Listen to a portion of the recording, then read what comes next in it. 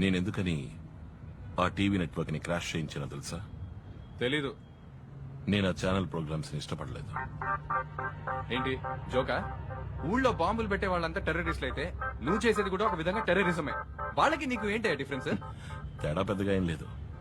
ఆ రోజు black colour T shirt వేసుకున్నాను, ఈ రోజు బ్రౌన్ కలర్ జాకెట్ వేసుకున్నాను. నిన్నే ఊరంతా వెతుకుతున్నారు. ముందు పోలీసు ఫోన్ చేయి. Where is my phone?